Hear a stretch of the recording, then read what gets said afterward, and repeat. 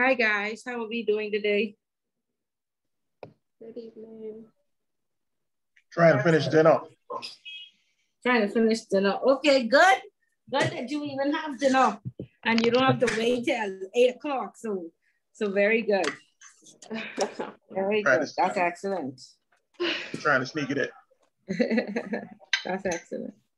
That's excellent. Okay, so I guess we should give Kendrick some time to eat his dinner and everybody else to join because there's only two of us here. So I know 1 or 2 persons sent me an email saying that they would be running late. So hopefully in another 5 minutes we can start. Is that good? Yeah, that's fine. Yeah, Tanisha, go and grab a snack. I know, right? So you can make it till 8. Oh Lord. I ain't got a bad day today though. Okay, you're good. You had a good day. Okay, good. We recording, so I can't even say exactly what type of interesting day I had. Interesting week.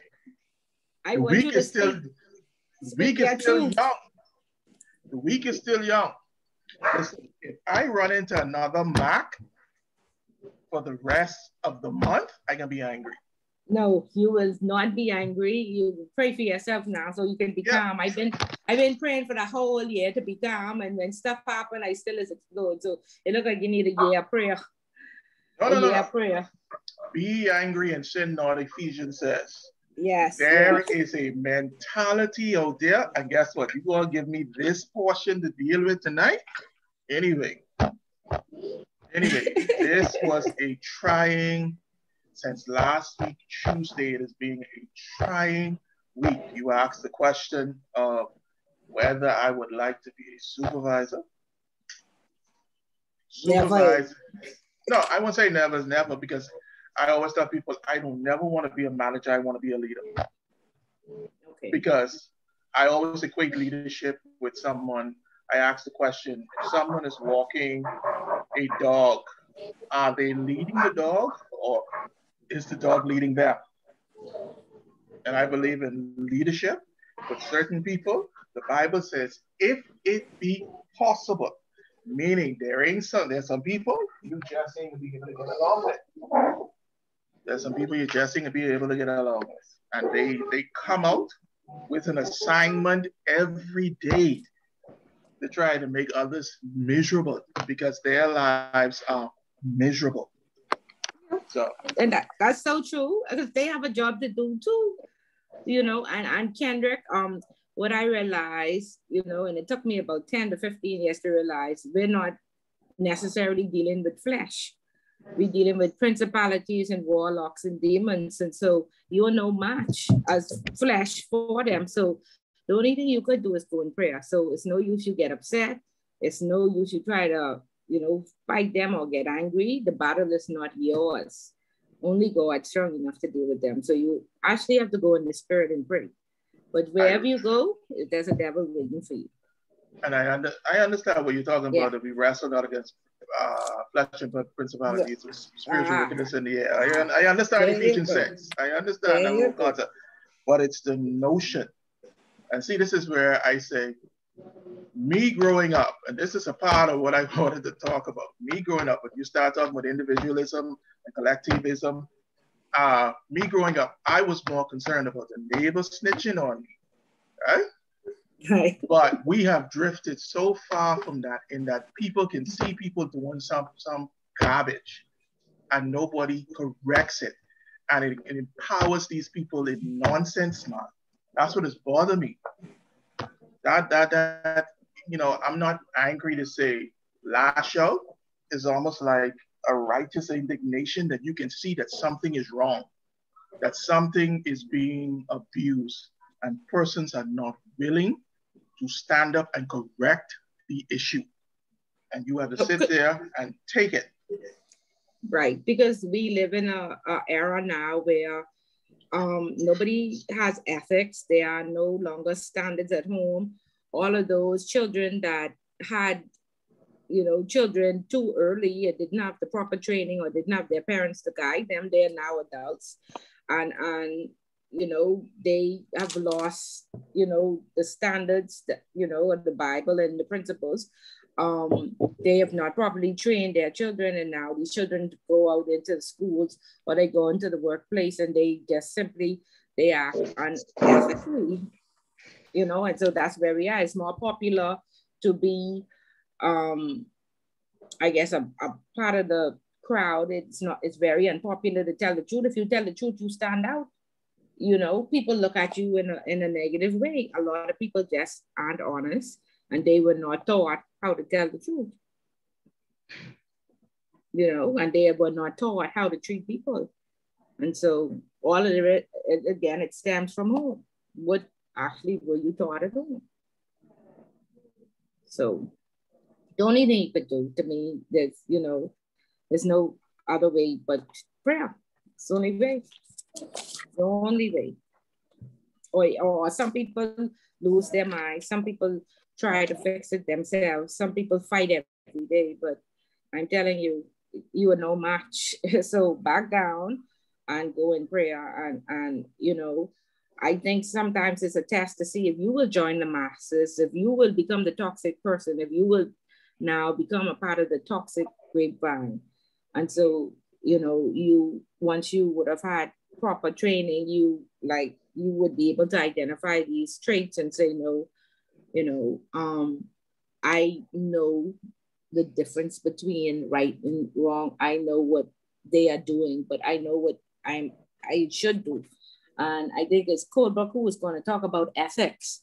So she is going to lead through that, and hopefully I'm certain all of us already have that foundation and we know what ethics is and we know the difference between right and wrong.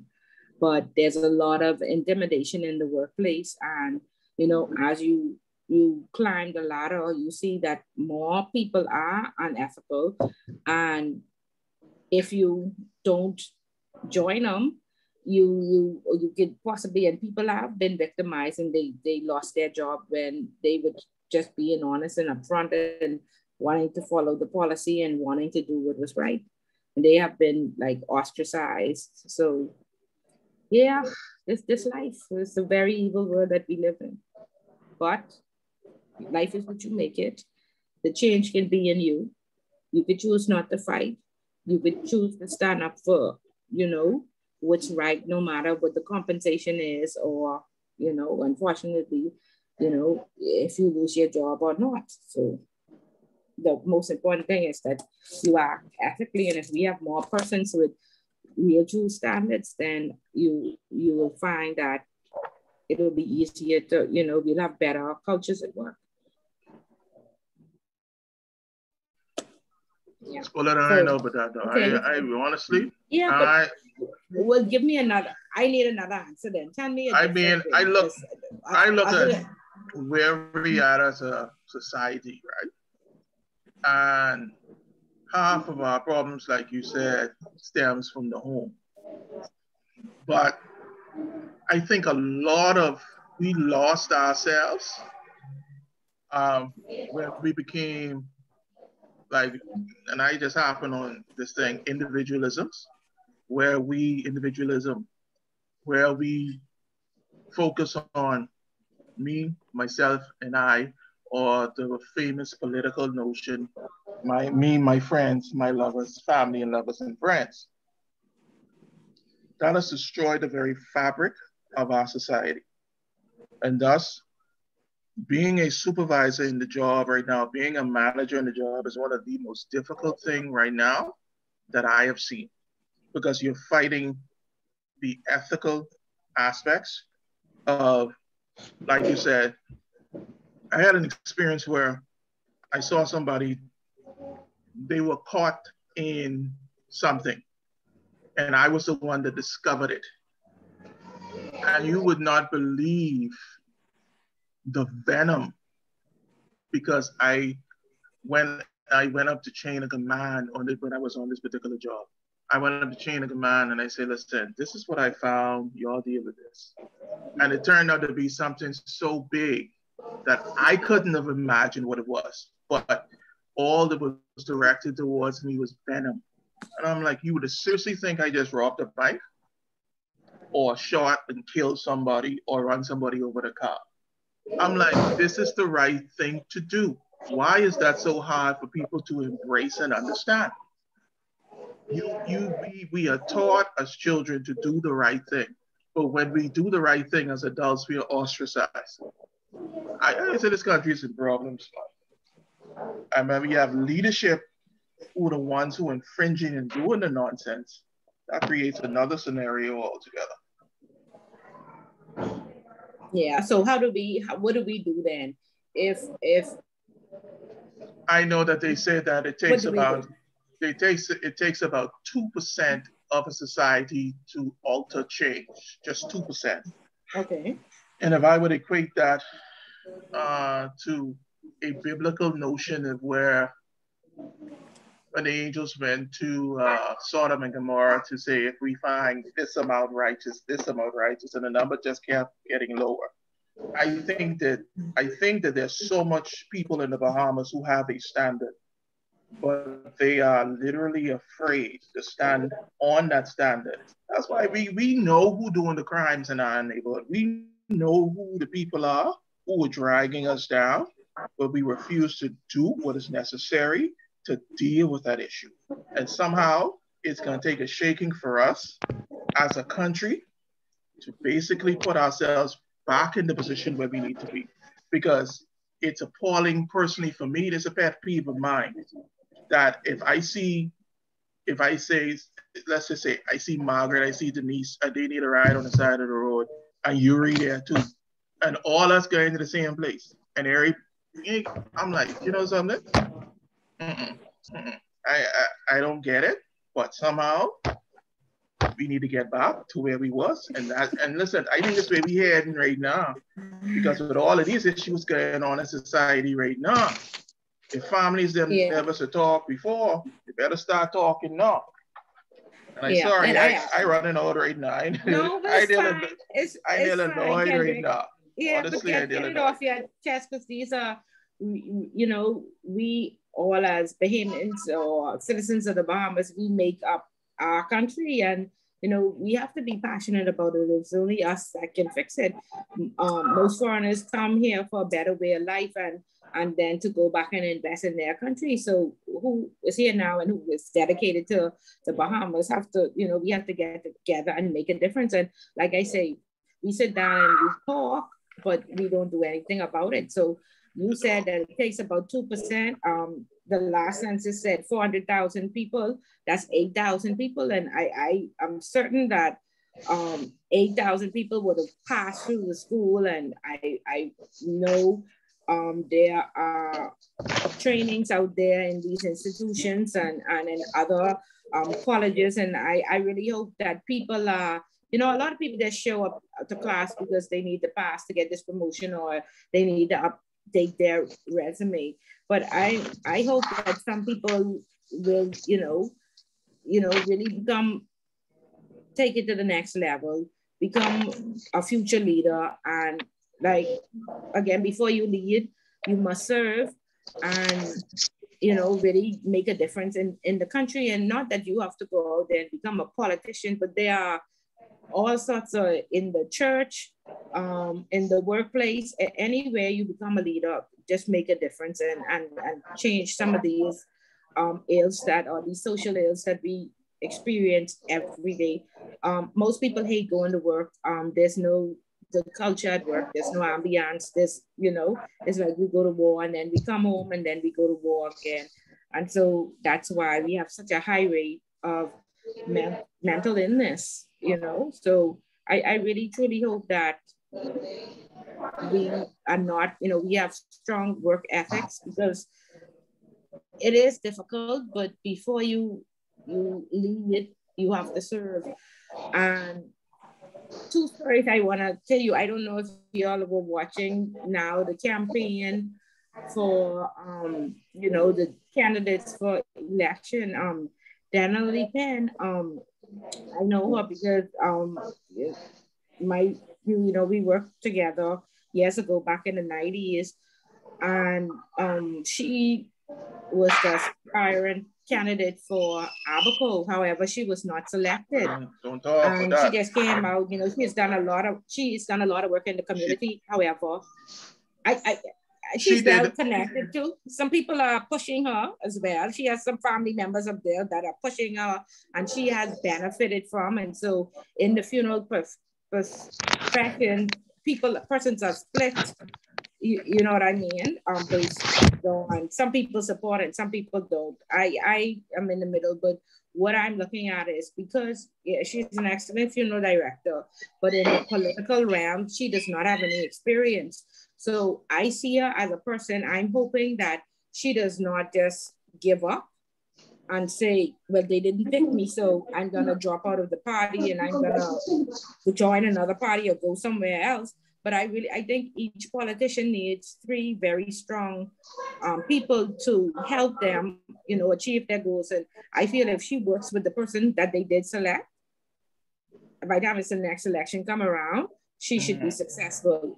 But so I'm interested to see if she's going to say, I'm going to go independent, or I'm going to drop the party, or, because I personally don't think it's her time. I think she has to serve first, but she may think differently. But Ms. Bullard, from what I've understood, and I'm no great political insider, but from what I understood with one of the major parties, what had happened, individuals who have put themselves forth, they go into the communities and they work with these communities for a long period of time. And then through the nomination process, what has happened, they already know, let's just be real. It's like what they call it power distancing, and I all over what I'm supposed to be on. We know that the power is unequally given straight through in our country, straight up. The problem that exists is that if you don't want me, let me know. Don't let me go and invest in tens of thousands of dollars into a constituency. And then you already know in your mind, because everybody in the nomination committee, they're listening to you as the leader anyway. And you're gonna allow me to invest all this money, put in all the groundwork. And in certain situations, from what I'm understanding now, many persons who in the constituency have seen these people put the work in. And there it is, somebody else, because of somebody close proximity to whoever the leader is, all of a sudden gets the nomination. To me, that is, if she doesn't have the prerequisite experience in the political sector, hey, yo, sit low, sit small, learn from it. But if you don't feel as if that particular party is going to be just and fair and how they're going to deal with you, I say push out and go. Push out and Okay, go and but go independent. then are you doing all this investment for the party or really for the people? Because I truly, think if it doesn't matter, then if the party says no, then you can go independent, right? If you truly use totally your agree. own money and your own, right? So I think that's the missing thing. We doing this because we want benefit from our work. You know, we get $5 so we could make 100. Yeah, you know, so I totally. If you're truly interested in the people, you should have, and you invested your own funds, get some donations and get some people to sponsor you and continue to do that, and then run independent, and then you surely should be successful. I think what a lot of Bahamian people, and I think that all of this, I can get myself in trouble for this, but this is just my opinion.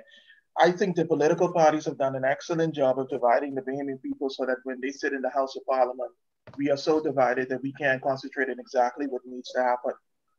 I think that that's the biggest trick that they've played on us since 1953. And I agree, and I feel like I'm not saying the PLP right now because they are the opposition, but the opposition's only job is not to oppose, and they seem to only oppose.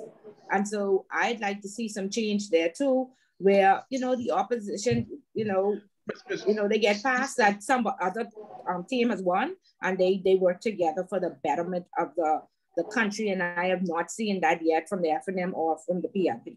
Actually, Ms. Fuller, if I can interject, I agree totally with what you're saying. But I think if we go back several elections, at least maybe 10, 15 years, I don't know if you remember Malcolm Abley. He was the minister responsible for gaming, I think, in the country. I think he was in charge of the gaming board. And the Progressive Liberal Party had lost that particular election to the FNM, who under the leadership of Hubert Ingram. Hubert Ingram didn't move him. And if anybody knows it differently, please correct me. But from what I remember, he was leaving him in place. But the party through which he was affiliated, that being the Progressive Liberal Party, told him to resign the position. That's not bipartisan. You got to be bipartisan when it comes to the betterment of the country. Right. And what I think is that I listened to what they say that the leader of the opposition said the other day. Oh, I don't have a problem with the vaccine. I just got a problem with the rollout. Here's the thing. Hold on. Is Lincoln being the only one saying that they have an issue with the vaccine? Because last time I checked, the AstraZeneca vaccine, or what they're describing as a vaccine, which even meet the definition of what CDC describes as a vaccine, that in itself gives me reason to pause. Nobody is objecting to this vaccine. Every other country is. Every other country is objecting to it. Nobody in our political structure is saying, hey, wait a minute. People are dying from blood clots with this particular AstraZeneca vaccine. And I can't even call it a vaccine because it's not a vaccine. It doesn't meet the definition. If something doesn't meet the definition, it isn't what it says it is. And nobody in the political spectrum of this country has addressed this openly with the exception of Lincoln Bean. And I'm no Lincoln Bean fan. But I got a problem with these individuals who call themselves leaders. They are ladders because they always climbing up on top of one another. Okay, and I'm gonna stop right there. I agree, and I've come to the conclusion that if we don't step up to the plate, we will have the same problem for another 40 years. Okay, so this is why we need to educate ourselves and network and get our teams together and do, help to assist our country. Or again, we will talk, we're great at talking, and we will continuously have the same problems over and over. But, okay? Never mind. Different topic, go ahead, Ms. Fuller, let's get started. Okay, let's get started with you. And you touched on the power distance and the individualism. Go ahead.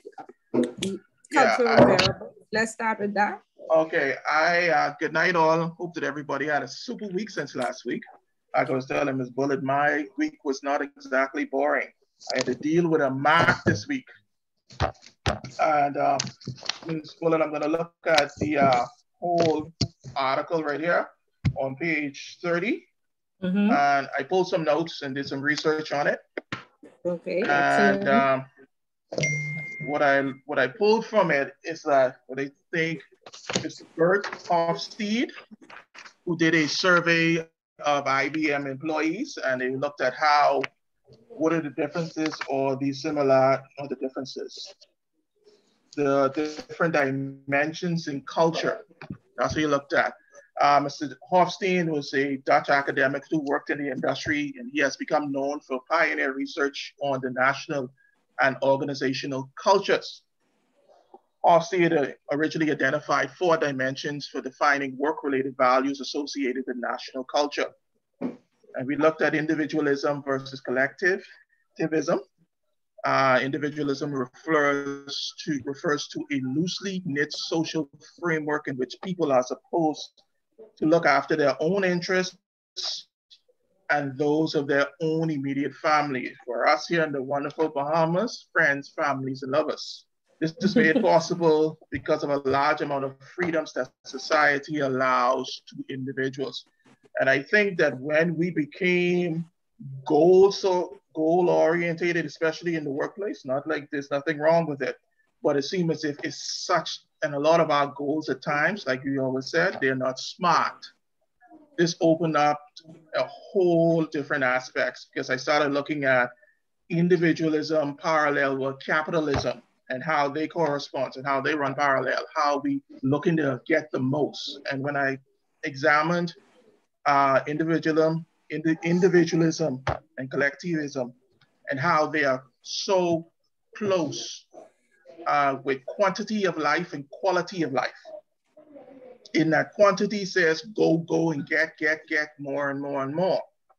And whereas with the collectivism, we more or less characterize it's almost like a tight framework. It is a group-centric type activity where people actually look at an organization as a family, more or less. And some of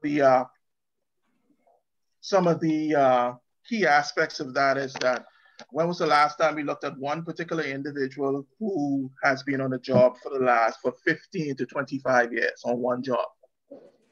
There was a survey done that most millennials will have 10 to 15 jobs in their lifetime.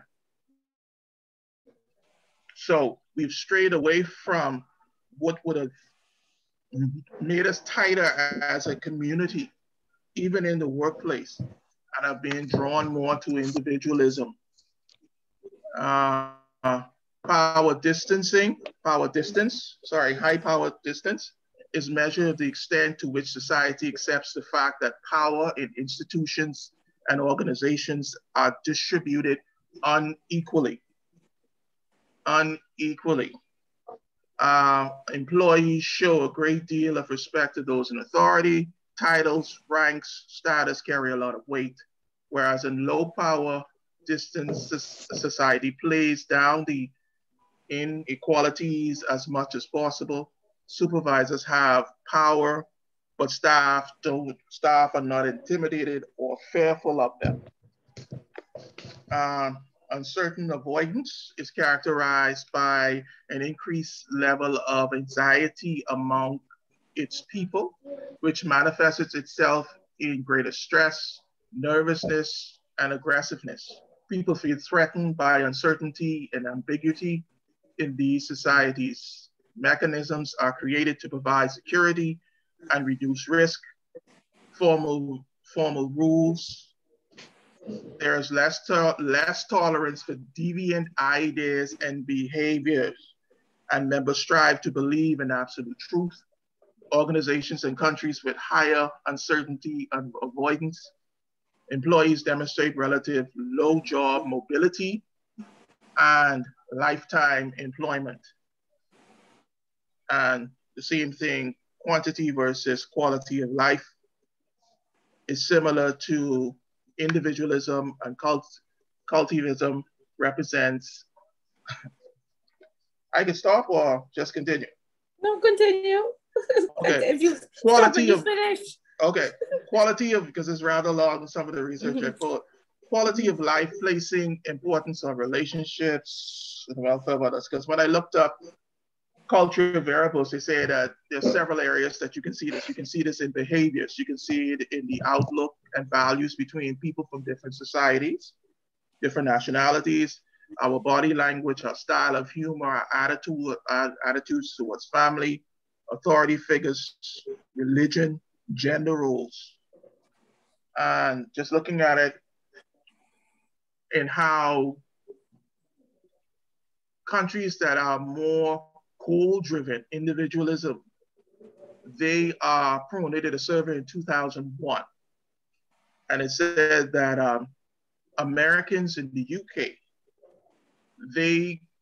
everybody believed, I know being a social distance thing going on right now, but at that time in 2001, they did a survey and it said that persons in the UK and the US were more standoffish, if I could use that term, than compared to other people like from Latin American countries, where people in like what I would call the capitalist states, that would be the US, New Zealand, Canada, UK, compared to the individualism where that is high, and the collectivism is the countries like the Oriental countries, Philippines, Japan, and so forth like that, and some of the Latin American countries as well, where you could see it where a person is, the distance between them is 2 feet and greater, because everybody wants their own individual space.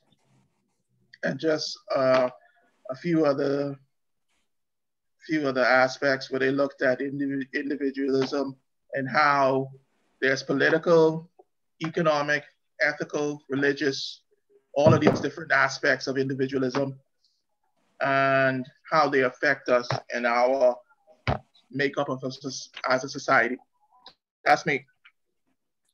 Okay, good, very good, Kendrick. Yeah. So I had a manager from the UK who said that he sat in a room with, like I guess a data processing center for the majority of his career, and they had about 200 persons in there just behind cubicles, and he said he was there for 15 years and he did not know the person who sat on the side of him on the other side of the cubicle. 15 years. 15 years. And when he came, 15 years, and he came to our office and he was so surprised that we knew everybody and we knew everybody's name, and it was absolutely crazy. And I said, well, I could imagine not knowing all 200 persons, but the person that sat in the cubicle, right next to you. So yeah, depending on where you are, there are different cultures, and I guess how you grew up.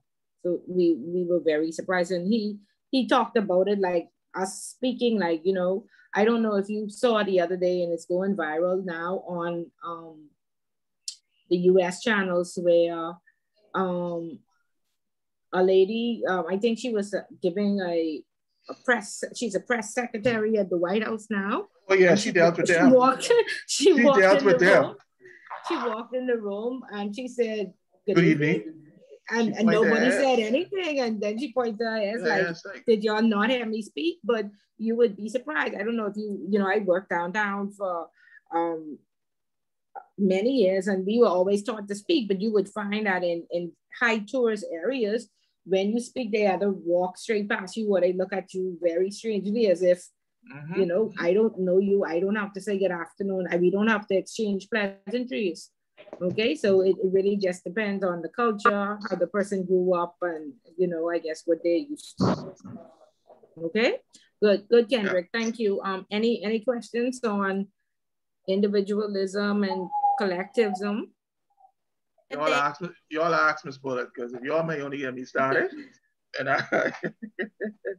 yeah, but let's look at the Jewish societies, after what do you call it now? What happened with them with Hitler? They got reparations from various countries, and so when they got their reparations, what did they do? They moved into their own communities where they have their school, their church, their food stores, and they support only Jewish, you know, they support their community, and those communities are striving. Everybody owns their own home, and they help each other. And so, you know, as Black people, we've been asking for reparations because of slavery for many years. And I recently read an article where they said in one of the Caribbean countries, they are starting it, but I don't know how true it is, but I know for years, you know, we have been crying out that, you know, Ms. Bullard, if I am wrong, somebody please correct me. The Native Americans, were they not given what they were supposed to get? Reparations as well, yes, they were. That's why America pays them taxes for their land. Exactly. The Jewish people got theirs. The Black people have been the only race of people who have not gotten what they were supposed to be gotten. And I don't think England really interested in giving us anything right now. So yeah, but I mean, there are bodies out there still fighting for it. And like I said, somebody actually sent me an article, but I don't know how true it is, because the article that they sent me was actually out of the Punch. And I don't know how reliable that is. Yeah, and how reliable it is.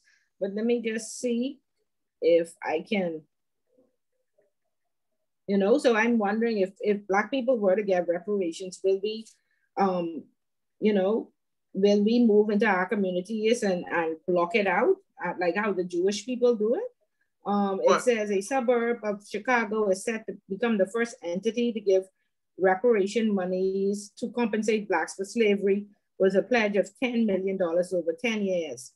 That ain't making, you know, Ms. Bullard, if you look at Black Wall Street, if you go back to Tulsa, Oklahoma, when basically anything that Black people in the United States of America, where they begin to thrive, it seems as if it's ultimately torn down. Central Park, good example. Bunch of white people go to Europe, they see all of this, all these rich people in their neighborhoods got parks, and then they therefore go back and they come back to the States where there were Irish and Black people who were living on the land of where Central Park is. They basically moved the Black people, took their land, and turned it into a park just because they will quote unquote see that the rich people in Europe have a park. So I don't really see, I mean, even Martin Luther King was fighting for that. Everybody plays the I have a dream speech, but nobody actually plays the interview where he said, you are giving the white men in the Midwest, you're giving them land, you're sending them back to school free of charge, and then you're giving them free loans that they can work the land and become financially independent. Say, we want the same thing as the Black community. And this was early 1960s, probably late 1950s. And the Black people in the United States, the African Americans, have yet to see a dime of that. I keep telling people, when you are looked at as labor, that's what Black people are used for. You free labor. How you expect people to deal with you honestly and upfront? They're not going to. Right. Correct. And in the same political, when Joe Biden, I think when Kamala Harris was also running for president on the Democratic side, there was a lady, I can't remember her name, she was running for president, and she spoke of, you know, giving reparations to Black people, you know, and police reform or what have you, but she was unsuccessful, and we never heard of her after, I guess, Joe Biden, won No, there was a lady in the same the Democratic nomination. When they were in the Democratic nomination, she spoke of how she was going to give reparations and what she was her plans, you know. I was surprised, but of course she wasn't successful. She wasn't successful at all. It sounded pretty, so I wonder if she was running for the F&M or the PLP. No, in the US, All right, that's me. I'll be quiet the rest of the week. Okay, great. Okay, Margaret, do you want to talk about technology? Good evening. Yes, ma'am. So what I wrote down, I was explaining what technology is. I didn't get too deep in it because I didn't want to, you know, go with someone else talking. I put technology is any equipment, tool, operating method designated to make work more efficient. It is the application of scientific knowledge to the practical aims of human life, or as it is sometimes phrased, to the change and manipulation of the human environment. Technology allows humans to study and revolve the physical elements that are present in our lives. And the main reason why we use technology is to solve problems of matter, energy, space, or time. That's what I have here. Okay, Margaret. So when the robots take over, what do humans do? Go ahead. When the robots take over. Mm-hmm. I mean, we have more ATMs humans is all better get with it. We have more ATMs right now, less branches. We have online banking. All of this eliminates jobs for humans, right? Yes, it does. Okay, so what do? We have to get with the time. And we have to make sure advance ourselves in technology so that we could have jobs, because that's the way the world moving. Okay. No, go ahead. I mean, I just being honest, because I know for me, when it comes to my phone, my laptop, iPad, whatever, I feel like I can't live without them. So I just feel like, you know, we like technology and that's the way it's moving. So we just got to learn about it and, you know, make sure that we are an asset to the company that we work for. Okay, so or we will get left behind. But okay, so social media, fine, and we could all use it in a positive way. But do we know how to use a computer to type a letter? This is my point. Do the children know how to send an email? This is my point now. We got to teach them, Miss Bullet. But they, just like you said you can't live without your phone. Yeah, I can't. Yeah, so the children today now, my children can have their phones through the week during school, but they can have it on the weekend. Okay. And I asked them, do you know how to send an email? They don't know how to send. My daughter in grade 10 and one in grade 11, they don't know how to use email. Well, that's a problem, Miss Bullet. That's a serious problem. In grade 10, that's in grade 10, right? So my niece, Koi, who is 7, I teach Koi how to send emails last year over meeting COVID. So when she want to talk to me, instead of sending a WhatsApp, I make her send me an email. Okay, good. So I just want to ensure that persons are not there allowing, their kids to, everybody has a phone and everybody knows how to get onto YouTube or social media, but do they know how to use Excel? Do they know how to use Word? Would they be able to use it in a business forum, or when they appear to these persons' jobs as entry levels? Will this be the first time, they actually know how to turn the computer on? Man, Miss Bullet, no man. No, for true. I am telling you, a lot of children. So I don't subscribe to that. Yeah. Okay. So my children, they know better now. When they get their phones on the weekend, it's not only for social media, but to learn Excel and PowerPoint and to put together a presentation and all these things. Yeah. I tell you, my niece that lives with me, she 8 last year. I teach her, I open up an email and I teach her to send emails. So when I'm at work, she wants to speak with me, she has to send an email because I'm not answering her WhatsApp. Okay, good. Okay, good. Fabian, you want to talk about e-business at work? Hi, good day. Good day. Hey, e-business, or known as online business, is any kind of business or commercial transaction that includes sharing information across the internet. E-business systems are a set of online technologies, equipment, and tools that a business uses to conduct business online. E-business can take place on 2 main platforms, which is either an online storefront or marketplaces. Oftentimes, there are confusion between e-business and e-commerce. E-commerce is the standard label to describe the online buying and selling of products or services. It encompasses presenting products on websites and filling orders.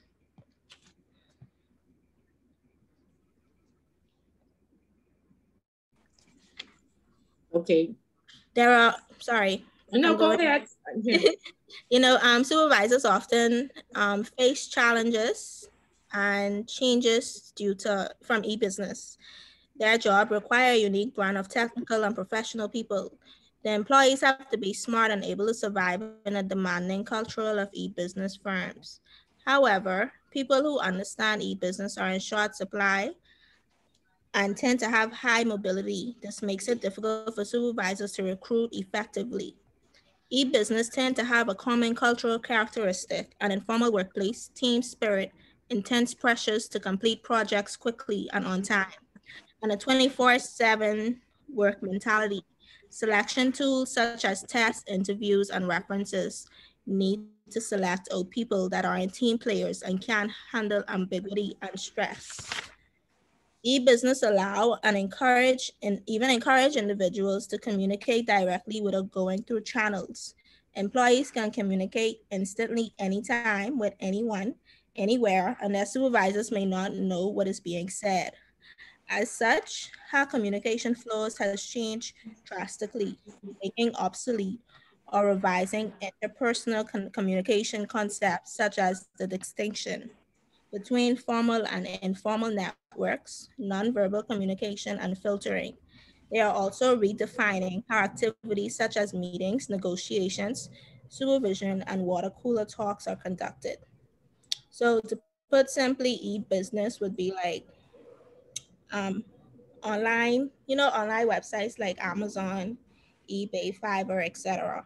And then e-commerce would be the tools provided to make it possible like Shopify, etc. Okay, great, Fabian. Thank you. And who is the richest man in the world?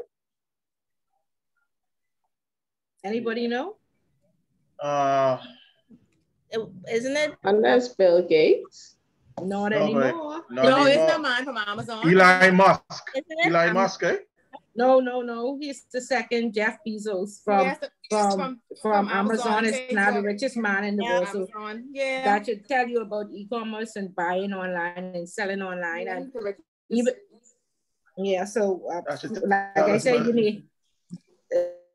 need 5 revenue streams. Make sure one is online, and surprisingly, Kendrick, even though we don't, Lincoln is not one of our favorite persons, he actually did a online presentation where he talked about how to set up your business online and receive payments from all around the world. But believe it or not, Bahamians, they don't mind shopping online once it's, I guess, foreign, like in a foreign country. But here I've seen many small businesses attempt online transactions and they refuse to put orders through online. Like me specifically with my small business, like they would not use the website. So do you have the security for them to feel secure to put their credit card information in? That's the thing. I know that Bahamians have a hard time trusting each other. So my website doesn't require a credit card. It has that feature. Okay. But you can also select a cash payment feature where you pay when you receive your items in person. But they're just lazy to actually go. I don't know. Shots fired. If they don't rate Bahamians, or they be like, and they message you at the worst time, like 12, 1 o'clock. What you get a call? How am I supposed to know? There is a website, and they really get offended and upset when you send them on the website. Okay, so I mean, again, if you're trying to build your clientele, you actually got to look at your target market and are these I was just gonna say that. Yeah, are these people, are they business savvy? Do they know how to even use the computer or use these types? They're young people. I mean, they're young, but that's okay. Do they have an ATM card? They familiar? But they have no problem shopping from where we shop from. Where they shop from, Amazon, Fashion Nova, wherever they get their stuff, they have no problem doing it there. No problem. And I'm not the only one having difficulties with this. Other small businesses experiencing it too. So make sure that your site just what I look for is to make this. I've bought stuff online and I had to cancel all my credit cards. So I don't want that to happen again. And so that's make sure your site appears to be secure, or put something there that will automatically pop out that this is a secure site and something is encrypted, or we will send you a code or put another level of security that would make persons feel comfortable. And then, like I said, try to get some marketing information that like the target market to see what type of people purchase your goods. And, that may assist you. But what Lincoln Bain talked about is the Bahamas only have 400,000 people and they say like 200,000 is children. So that market is very, very strong. You could, ship to anywhere in the world, just like you order stuff from Amazon or you bringing in stuff to ship out.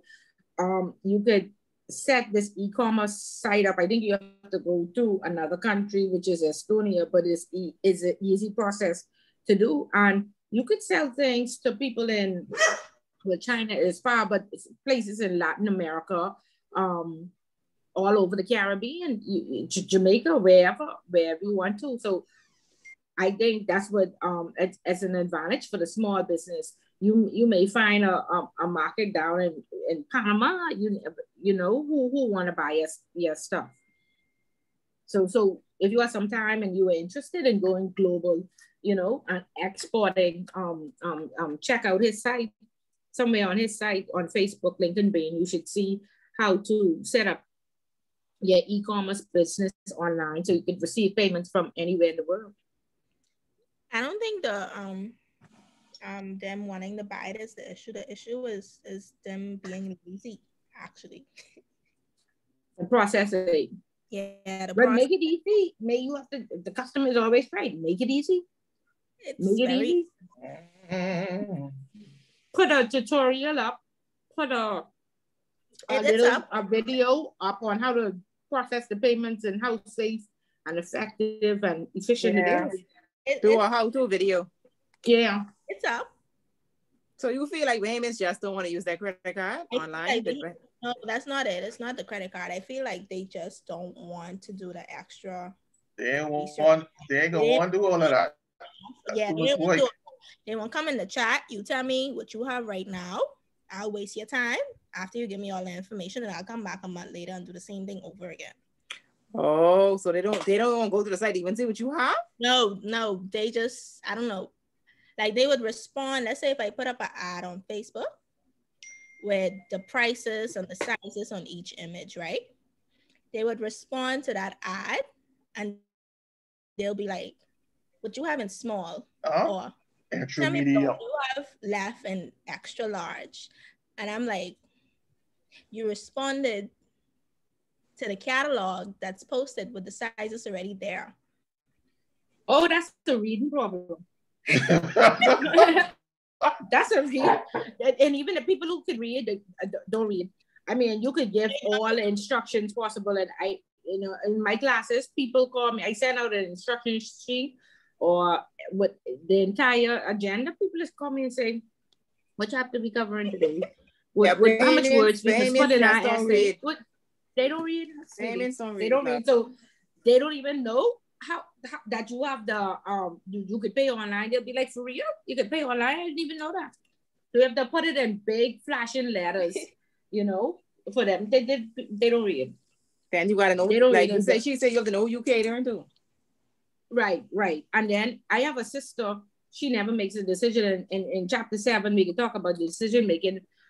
Persons, it sounds very remedial, but one of the hardest things in life for humans to do is read and then comprehend and understand and then make a decision.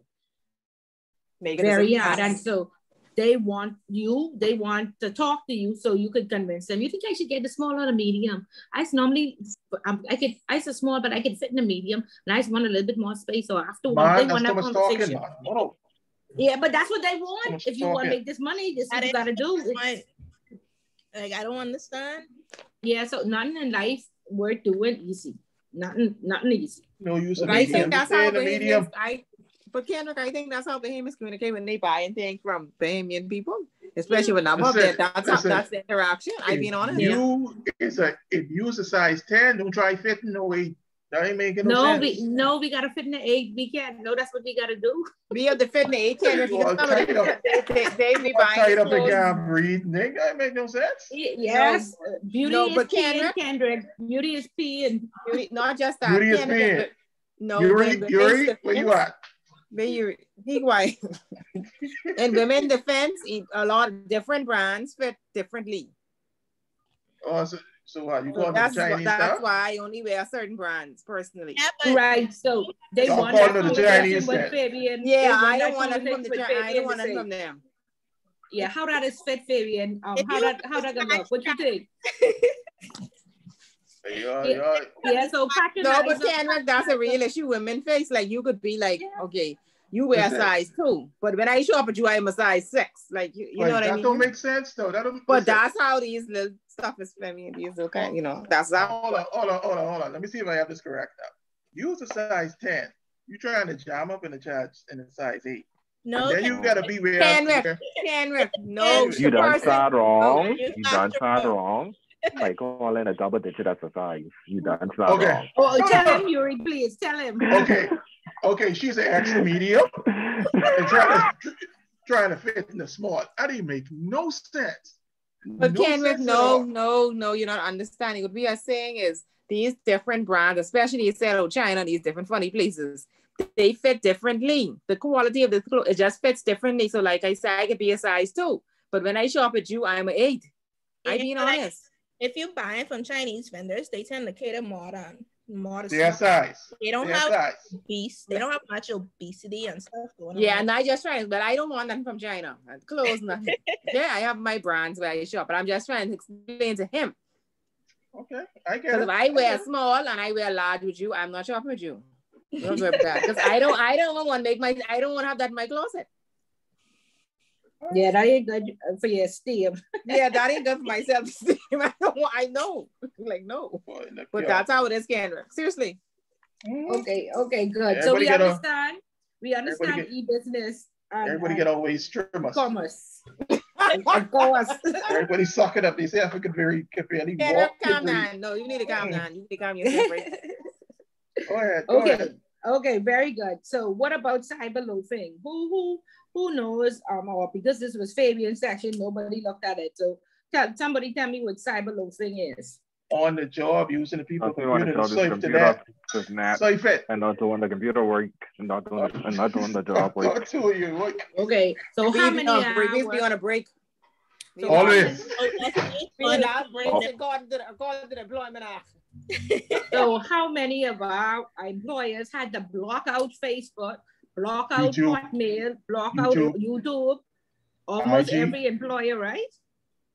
But they had to do that for security purposes to prevent their infrastructure from being compromised on a social media website. That's why they did that. Allegedly. They have guest Wi-Fi. So the same platform, which is a separate platform that they have their guest Wi-Fi on, they can have on all those things. But they have that blocked too. Yeah. Why? Because they want their workers to actually work. They don't want lost. They don't want them to be in there doing their own thing and getting paid. And being productive, right? Yeah. There you go. Presenteeism.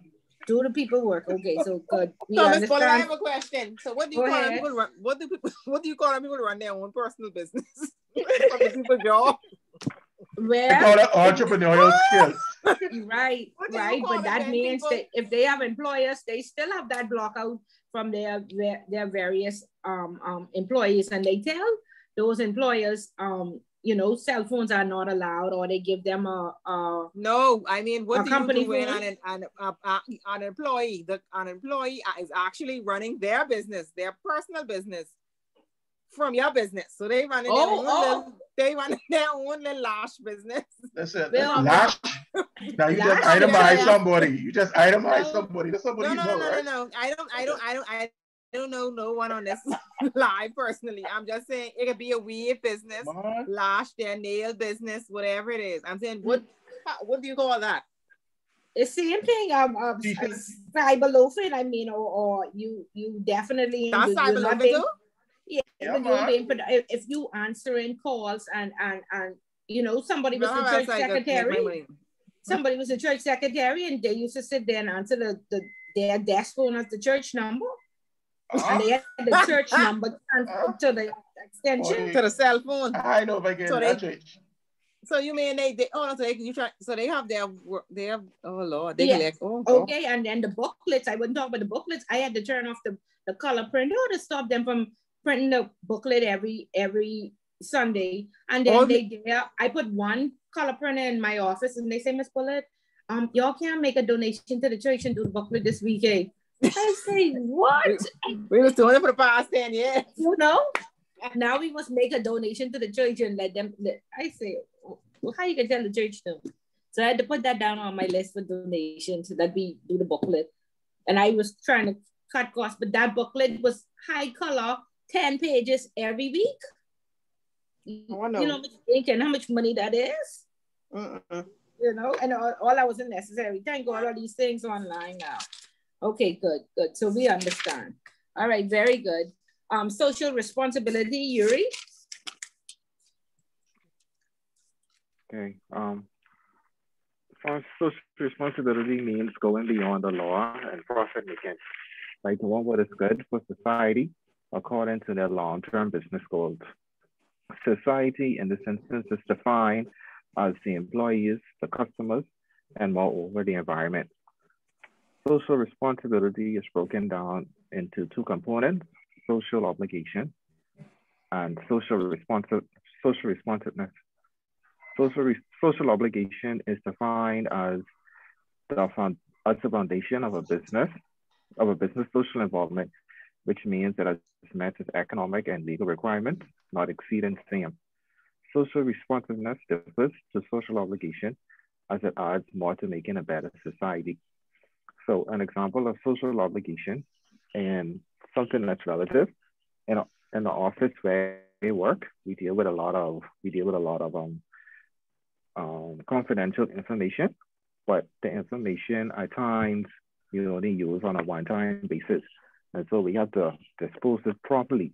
So the proper way to dispose this information, instead of just, because we use like a lot of names and like figures and balances, instead of just throwing it in the garbage, we have a partnership with the with Sunrise Shredded. That's our like information management company. We put the documents in a box, and like the trash box, secure trash box, and they come in on a periodic basis, and they like empty the information and then they shred it in our presence. So we know that is our responsibility, that once we deal with our clients, that whatever we discuss with our clients is confidential and safe, and that their affairs doesn't like be exposed or is at risk.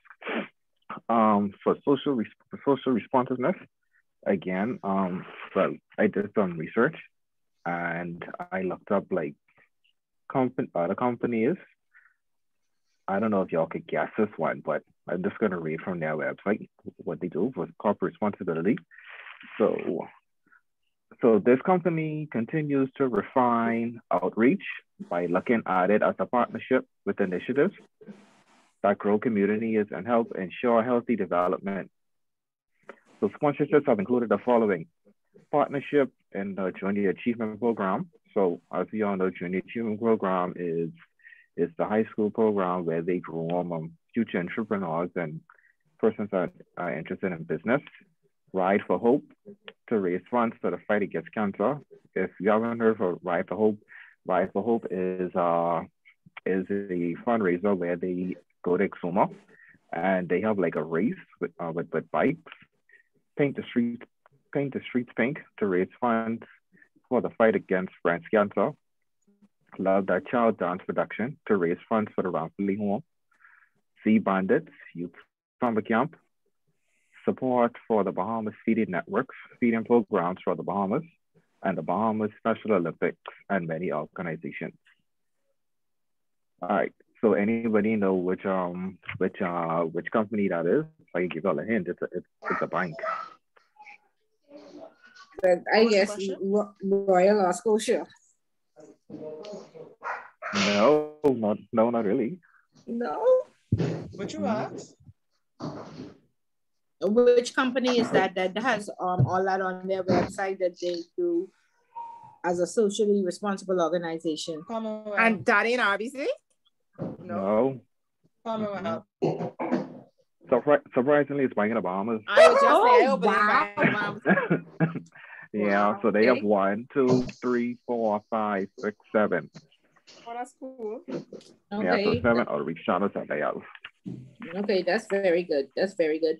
And we normally do a marketing project in customer service and marketing, and we found that surprisingly, the number shops, particularly Island Love, have way more outreach programs than the banks. And you know, number shops only been licensed for about 5 years, and the banks, the Royal Bank, been here from Royal Bank 108 years, and Scotia Bank 60 years. So yeah, so but that's very good that Bank of the Bahamas has all those initiatives and they get the staff involved.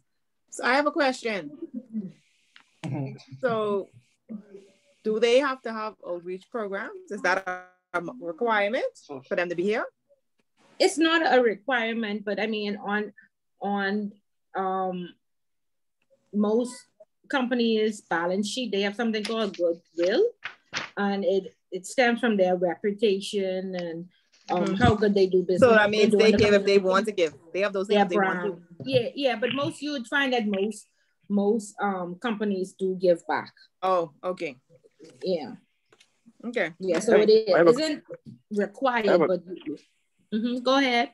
It should be required. Go ahead. Is like during the pandemic, is like all of the protocols such as hand sanitizations and like having signs through the buildings about like social distancing and wearing masks, would that be considered social obligation as well? Yeah, so it's being socially responsible. Now, what is supposed to happen with the COVID team doing is they going around to all the bars and they shutting them down when they overcrowded. But they should go around to the banks and the gas stations and the various businesses and see if they do have the signs and they do have sanitizer. Yeah, and it even says, the law says you are to be given a mask by your employer. That's what the COVID team should be doing, not closing down the, closing down the banging people's business. That's what they do. I agree. So yes, so they are supposed to go around and check. My niece works somewhere where her company is not I think they're out of the UK, and they always say, oh, we're making donations or what have you, but it's always to somewhere in the UK. And so what they decided, just as her department, they decided to reach out to I think it's Palmdale Primary, and they adopted a class. And so they have a schedule where they do like a computer room and a homework room and what have you. And so 2 persons for the department, they do weeks. And so they dedicate their time with helping the children with homework, helping the children learn computers, skills, and what have you. And so they did that because she normally works she had worked at Royal Bank where she saw, she was a part of the JA, and then I guess Toastmasters and the various other teams. So it doesn't have to be a company, it could be your department. And the banks normally, like when it's the Red Cross Fair, they they volunteer their staff, or the jollification, they normally have persons go out and volunteer each year. Okay, so it's up to the company, or if you feel like the company is not doing it for the community, your department can decide to do like something on their own. Okay, so good, very good. Ethics, how do we act responsibly and ethics and in decision making, Colebrook? Okay, good night, everyone. Good night. Good night. Don't do your ass. Don't do your ass to me. We hear you. Oh Lord. Like I said, good night.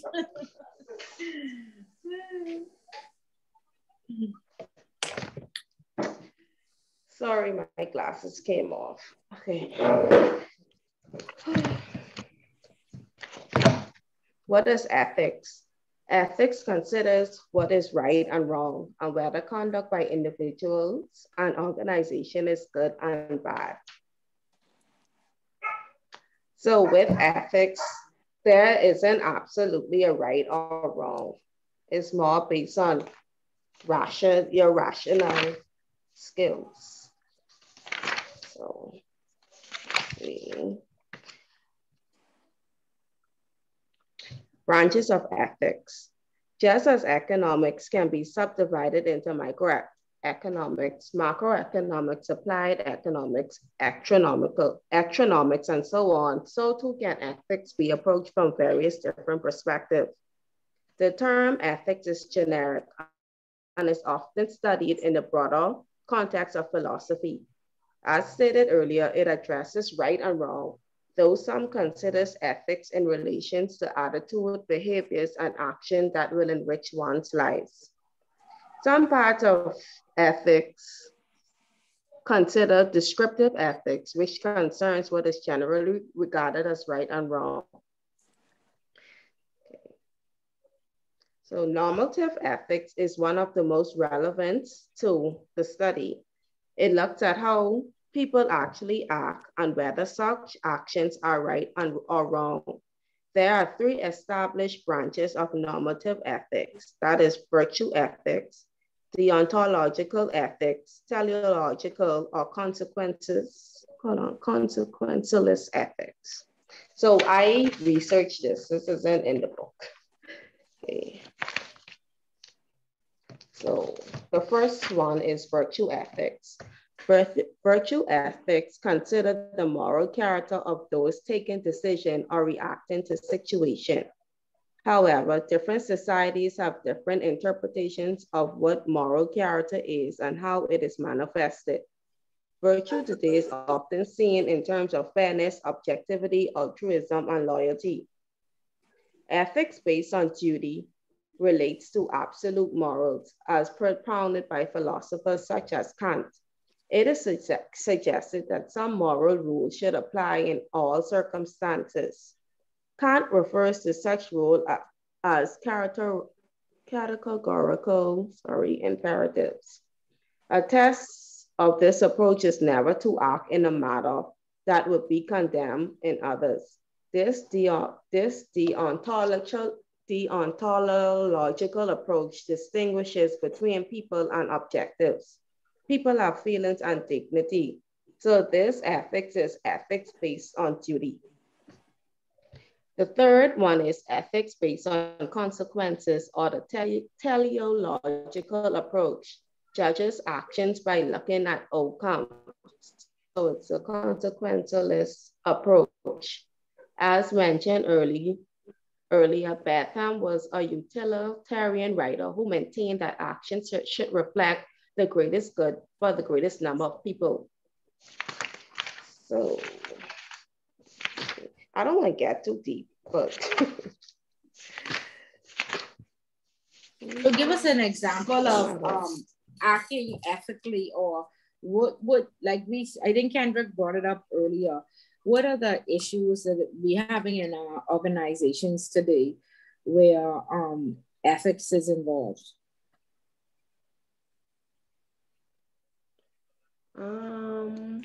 Or have you ever had an experience where you had to act ethically, or? Well, an example is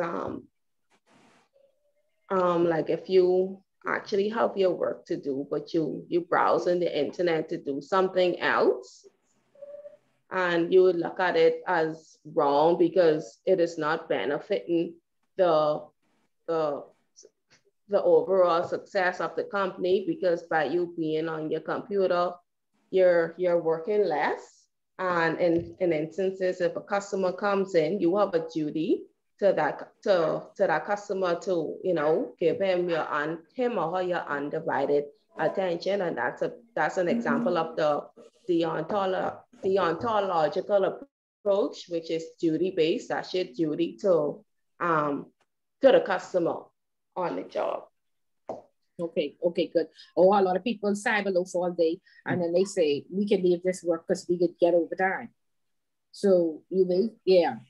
Okay, so ensure that you act responsibly, you make the right decisions, and it's basically the difference between right and wrong. And I basically was in a situation where, our chairman was the owner, he was the majority owner of the bank where I work, and his very good friend was, had the remainder of the shares.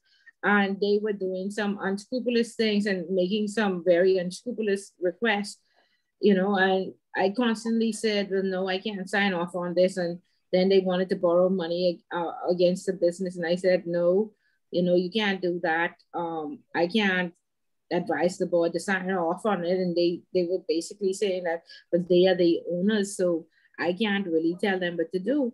And my job was like threatened. And they basically said, well, you can sign off on this or you can go home. And so I said, okay, well, I guess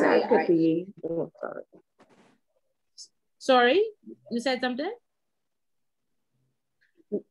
No, I was asking if that could fall under corporate governance, like where the shareholders or the board members have certain rights and what they can and cannot do.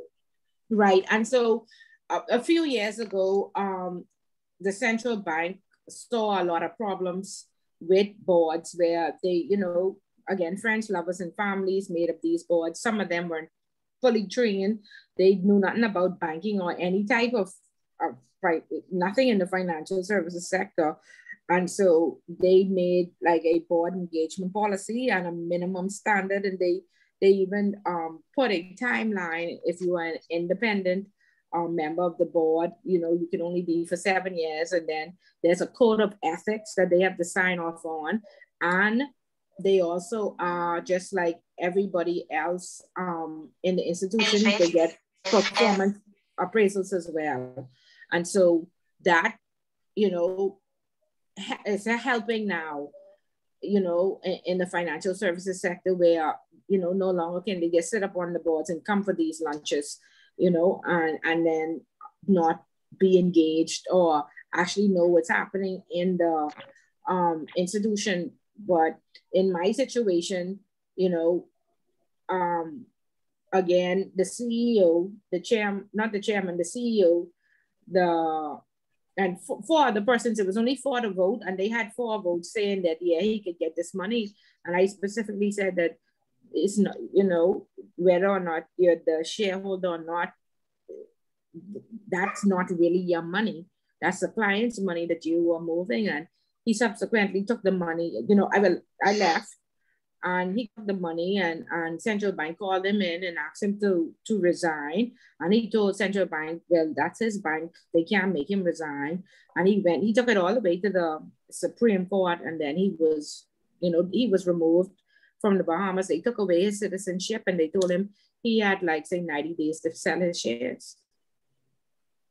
Wow. And so I could have signed off on it and perhaps nobody would have ever known. And he would have ran off with the customer's money or tried to find it, because I think he was trying to borrow it and then, put it back. So, yeah, so you want to ensure that, even if it, and a lot of people don't do that. A lot of people don't, they look at this, my bread and butter, but I honestly did not want to work at a company where I would be put in those type of positions. So I was there and I said, you know what, you said I must go home. I am just going to leave and go home.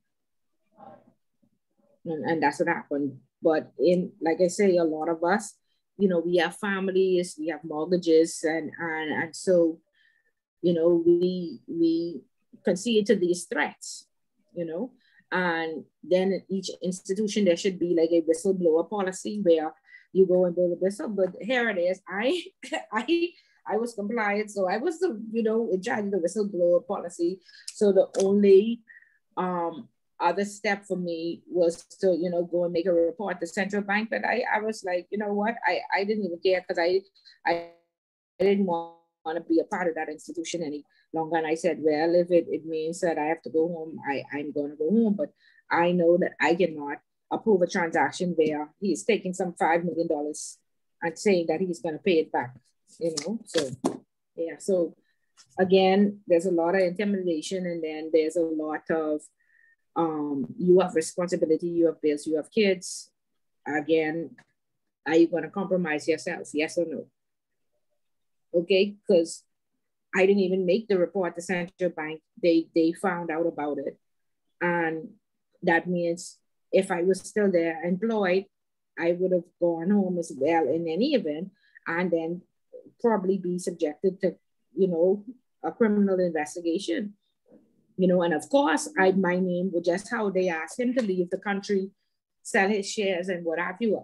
Central Bank now has a blacklist where, yeah, because there are 3 positions, senior official 1, senior official 2, MLRO, and they have a list now for any of those positions. Now, I would never be able to hold one of those positions again. And they are normally the executive positions in any institution. So luckily, I didn't say, well, I guess you are the owner and it is okay because this is your bank.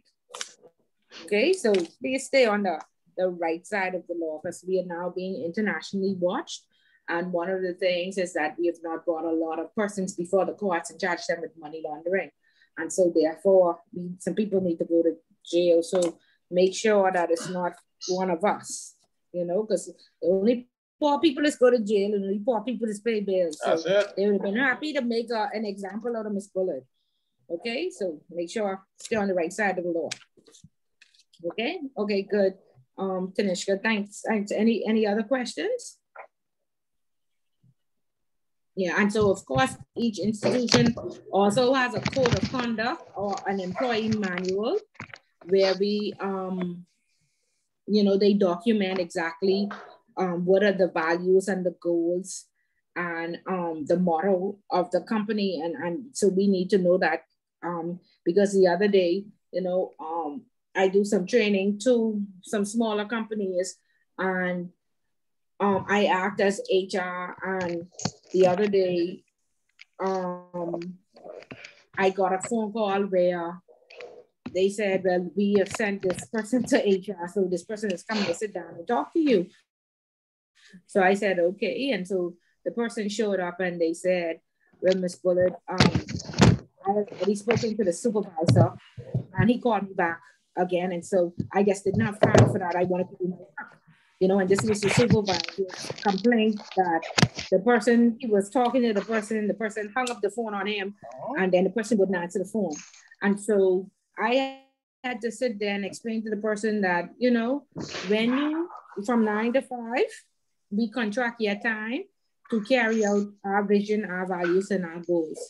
There's no, I don't feel like answering the phone. There's no hanging up the phone is personal. You having a personal issue.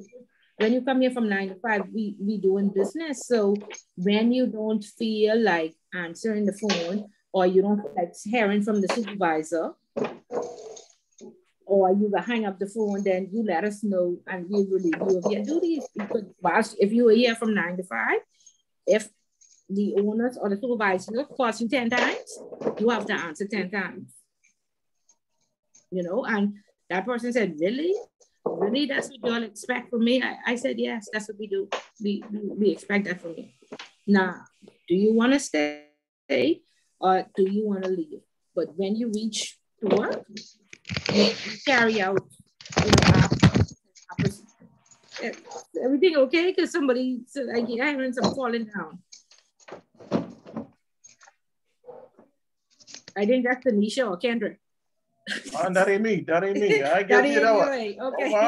All right. I just making sure y'all okay. But do we understand that when we get to work from 9 to 5, you have to carry out the values of Commonwealth Bank or Scotia Bank or what have you? And so there's no, you know, my supervisor calling me to give me a directive or ask me to do something, and she done called me 3 times. So that's it. I'm not taking a 4th call. Like, do we feel that way? You go to work and just how you say that, Ms. Bullard, it could be on the flip side too, because when you say, listen, I here for capital for labor, that's it. A lot of people get angry with that who are in management, because you're being completely honest, man. I hear capital for labor. I here to do your work 9 to 5 and then I'm out. And they just can't handle that, even though basically that's the same thing you said just now. You contract my time between 9 and 5. When you say, okay, I need you to do X, Y, and Z, I perform X, Y, and Z. But when the clock say 5:01, I gotta dance. I gotta go. Then if you say that, then they won't hold that against you. I never understand that. People make you feel guilty for leaving by. But see, that's just it. People will make you feel guilty for leaving 5 o'clock as if you know the hours are not 9 to 5. But it's just up to you to educate people. It's two sides of the fence. It's two sides to every story. It's their story and they will, man. We gotta say. See, the thing about it is when you in Rome, you have to act like the Romans do, right? And so again, they are in charge. It's their business, it's their institution.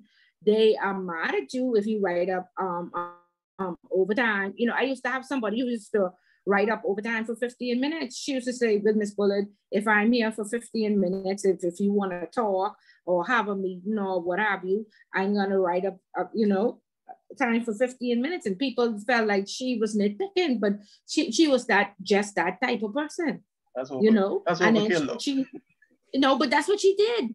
You know, other supervisors, you know, was mad at her for that. But I said, okay, it's your right. But when I need you, are you reliable? Are you a team player? Yes. Okay, that's just a thing about you. You are to the point, and she was to the point. When if she came into work at 8:30, she would sit in the kitchen until 9. That was her prerogative. That did not stop her from being a good, you know, a good worker. That did not stop her from being her. That was just a character, you know. That was a trait that she had. You know that you're held against her. Straight up. Well, as I said, some people held it against her, but I totally understood. Because again, people brought this to my attention. Miss Bullet, please, you know, I always stay behind and I don't write. You have somebody who writing up overtime for 15 minutes because the policy says overtime starts at 15 minutes. And then she said, but Miss Bullet, you want me to follow the policy, right? I'm following all the policies. So she said, therefore, if I come 5 minutes late, please don't, you know, and I give you an explanation, please, you know, let me accept my explanation and don't write me up unless it's consistent. I don't consistently come late, but I always stay back extra and I always make up my time. So you have to you take the time to get to know persons. If they are different, there are different personalities whenever you are in a team, but let's try to find the good in people and pull it out. And it's fine. The same way we had managers making us feel bad because we worked overtime and we got meal allowance. So like I say, it's always two sides of the story. And then we had people cyber loafing all day and not being productive and then saying I could do this doing overtime. So that's not right. Or persons depending on overtime as their side job. No, if there's overtime to do, by all means, I'm going to give it to you and I won't make you feel bad about it. But I don't want you, I need to know that you are productive from 9 to 5 before I approve overtime. And then I don't believe if we work in overtime for 6 months, I immediately write HR and say, we need an extra body. Because these people have families and even though they may want the money and it you know, they don't mind doing it, there's a breakdown somewhere if they stay in this bank till 10 o'clock every night. I need another body. And sometimes persons were mad, no, Miss Bullet. I said, no. Your family is more important to me. You have kids at home, you have a husband at home, what have you. No, you cannot do it. You can do overtime 1 month. After the month, you take a break and you come back. If you do it in January, take February off and come back in March. And that's, you know, and some people were upset about it. So like I said, it's always two sides and you want to make sure that nobody is taking advantage on none of the ends. Okay?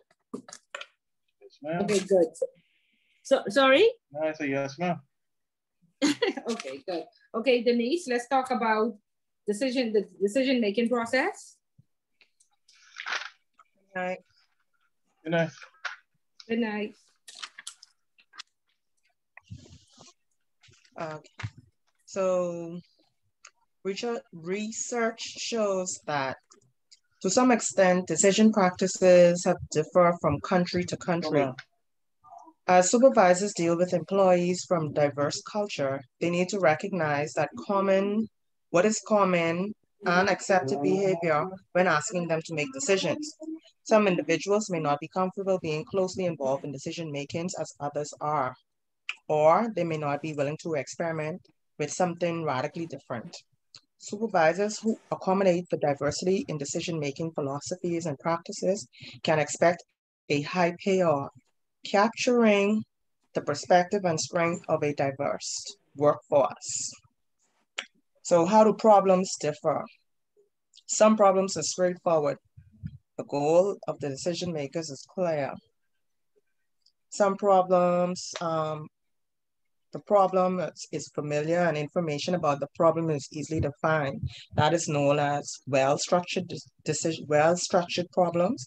And then you have some situations faced by supervisors, however, are ill-structured.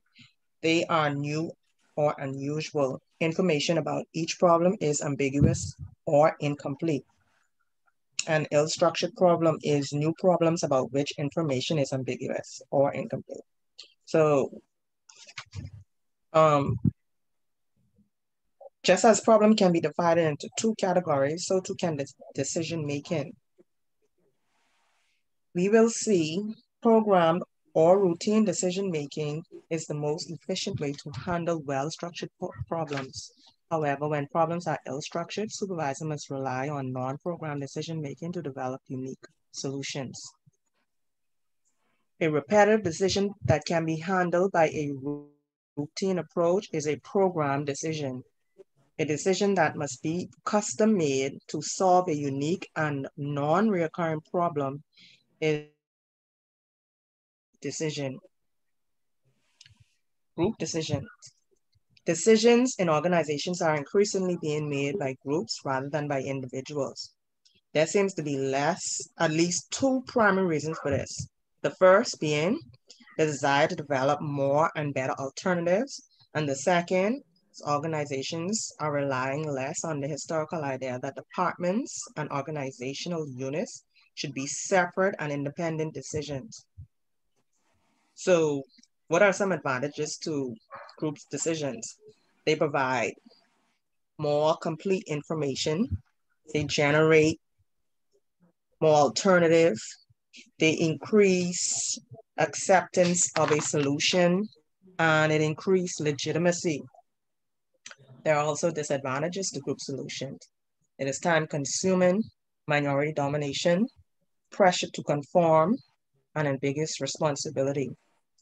So is there a guideline for when to use group decision versus individual decision? When are groups better than individual and vice versa? That depends on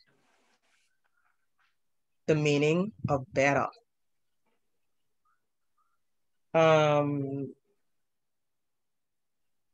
Let's look at 4 criteria frequently associated with better decisions. They are accuracy, speed, creativity, and acceptance. How can we improve decision making? There are three techniques you can use. The first one is brainstorming. It's an idea generating process that specifically encourages alternatives while withholding criticism of other alternatives. Nominal group techniques, a technique that restricts discussion during the decision-making process, and electronic meetings, a group decision-making technique in which participants are positioned in front of a computer terminals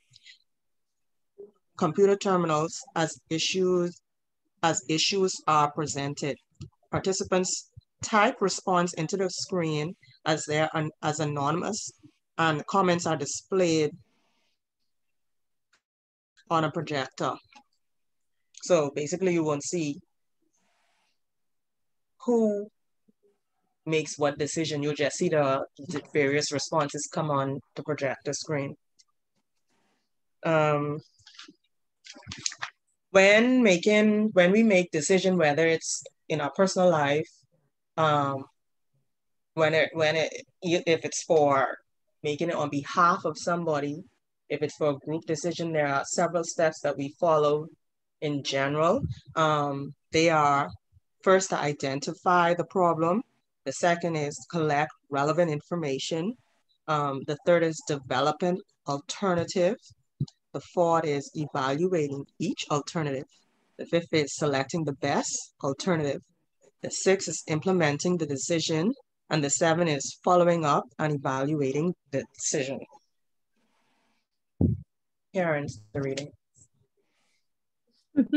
Okay, great. Thank you, Denise. So are we doing any of this when we make decisions? Or I most of our decisions based on feelings? We do some of them. A lot of them we skip. We identify the problem and we see the solution that best benefit us. Or we not best. We see the solution that we want to see. Sometimes it's not the best decision to be made, but it's the one that we want to see. And then sometimes we actually follow through and do what we're supposed to do and come to the best conclusion. So I guess it depends on the individual. Okay, so let's get, go ahead. I think overall for the country, I don't think we're doing it at all. we just completely avoiding all of this issue. We're not even identifying the problems. We're not even starting off at one, which is identifying the problems. Okay, let's ask Yuri. Yuri, when you have to make a decision, what steps do you find yourself missing? Because normally when we have problems, sometimes that is, we all automatically go into battle mode, right? There's a problem. Are we going through these steps to make a rational decision, or no? Is Yuri there? No, Yuri. Okay, Kendra, because we want a male's point of view. Which one of these steps are you missing, or when you make decisions, for the most part, do you find yourself going through these steps? If there's a problem, it's a problem. What I think others are doing, or what would I do? No, what would you do?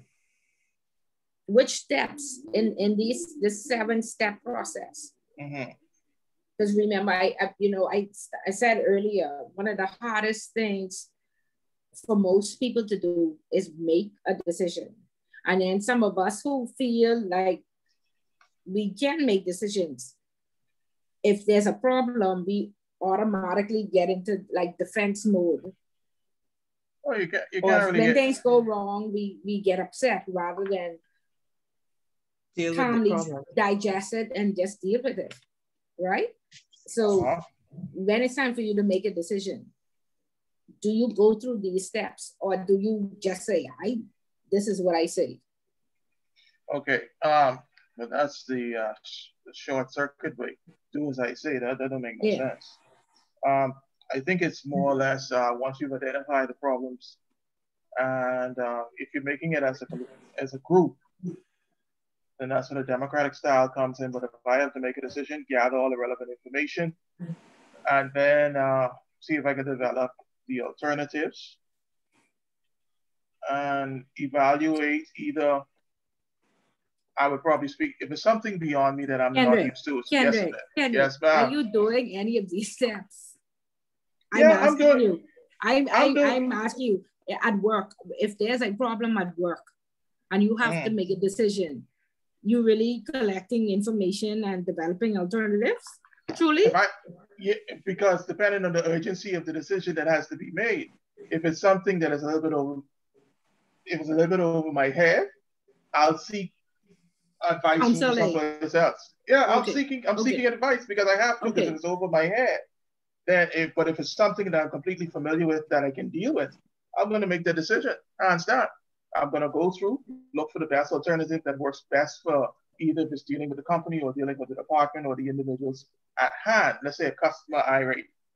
I have to do my best to actually solve this problem to where this client actually feel satisfied, and if I get a massage their ego and so forth and all that, and make them feel like king or queen, then I can have to do that.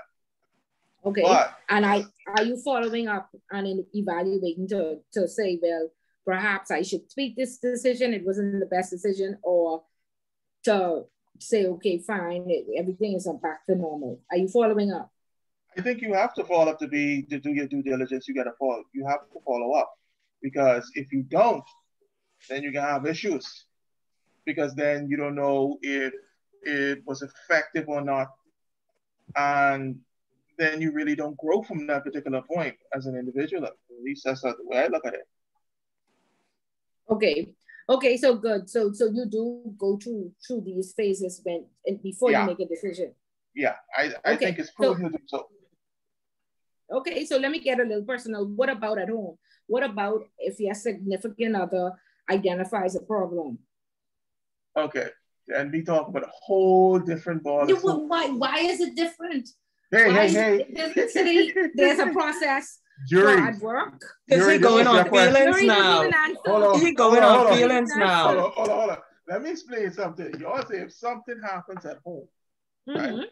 This is typically what happens. See, this is when you start dealing with the psychology of it. This is when you start off with husband and wife. My wife said to me this morning, listen, if I recommend something to you, right? Sometimes for us as men, and I say this as men, you could be telling me the gospel right now, but I got to go into my man cave and think for that if I have time. And guess what? She said to me, you will come back a day or two later and suggest the exact same thing that I recommended, but in a different way. But because it has to be your idea then. Because it has to be your idea. We have a lot no. I'm not saying that. I just listen, us men, we take time. Women are a lot, how do I say this without being, a lot of people, a lot of persons make snap decisions without all the information in front of them. One like us, most men, we slow. Let's just be real. We slow in certain aspects. We take time and we think on it. It's like me with essay writing.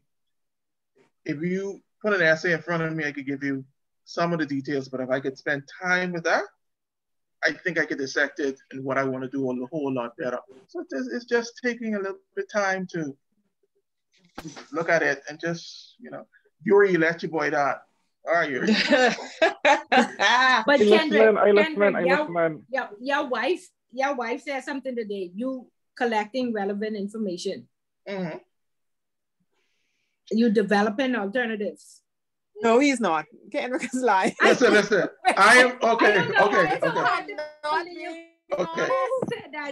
Who said that, Denise? No, that wasn't me. No, that wasn't me. Margaret who said that. I don't believe him either. I don't believe you. No. Hold on. Y'all don't believe. Yuri first. Hold on. Y'all don't believe. Hey, okay, Margaret, that's fine. Kendrick, put your wife on the line. I just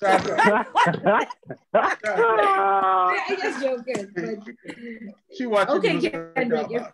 But if you but think about it, because and that's why I wanted to ask him, because man's supposed to be the head. Never mind. And so therefore I would like to know if you actually go into this process, or you going into your man cave and talking, but I is the man, and so just do what I say. That's a fruitless way of thinking. That's fruitless. Yeah, to me that's just fruitless. That's if a woman's supposed to be your helpmeet or your helpmate, then you have to take, listen, I always say this, and I go in off, right? But let me just say this.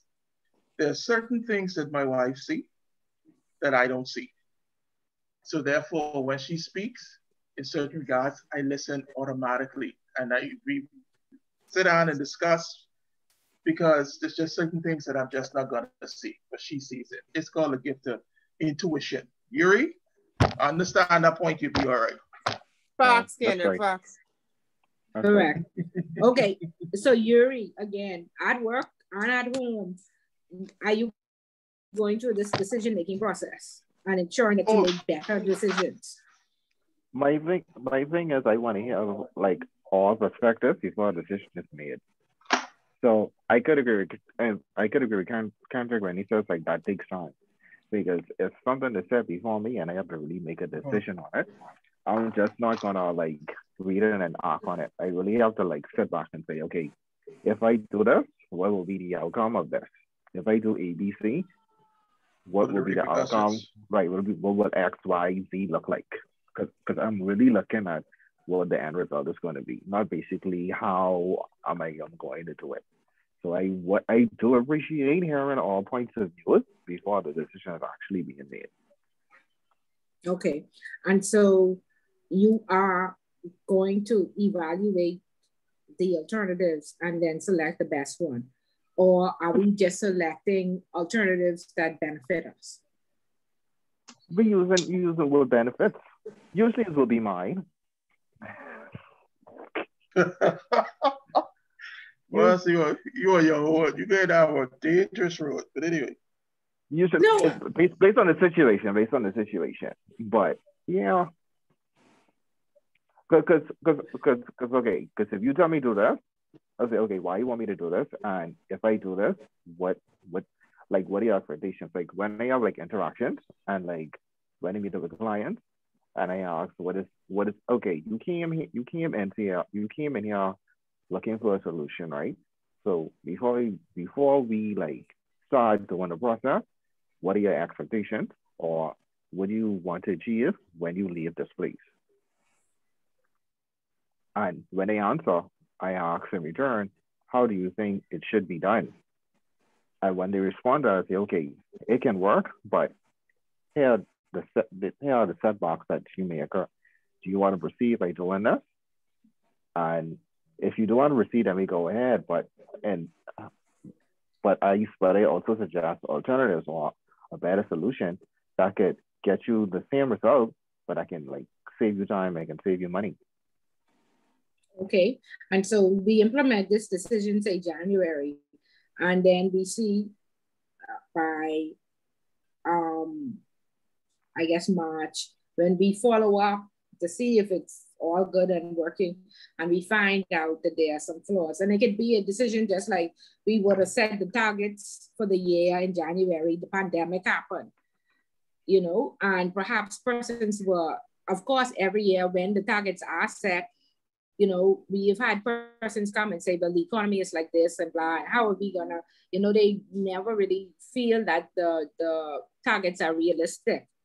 And so, of course, when March hit around last year and we saw that, you know, the pandemic happened and they were definitely not realistic, are we, is it humble enough? Are we able to say, okay, we understand, we can adjust the decision or perhaps try what you said?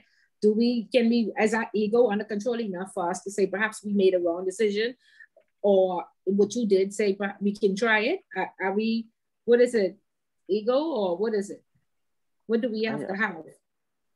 Are we ethical enough? I would consider myself ethical enough. I don't think I'm have an ego, because I don't think I have an ego personally. Okay, good. But you have to be, if you're gonna make a decision, especially a sole decision that's based on your personal life, and months later, you now, whatever the repercussion is, or it's not favorable to you, you actually have to take that loss because you made the decision. So that's on you. You understand what I mean? Yeah, but Denise, many people don't follow up. That's the first thing. Once Right. It doesn't directly affect them, this could be a decision based on, say, a staff member or somebody you supervise. And many people, first of all, don't even follow up to see if it works out or everything is okay. Right. And then if they get word that something is wrong, they avoid you. Right. They're not taking accountability. They don't want to be accountable, or they don't want to say that they were wrong. Or it was their suggestion.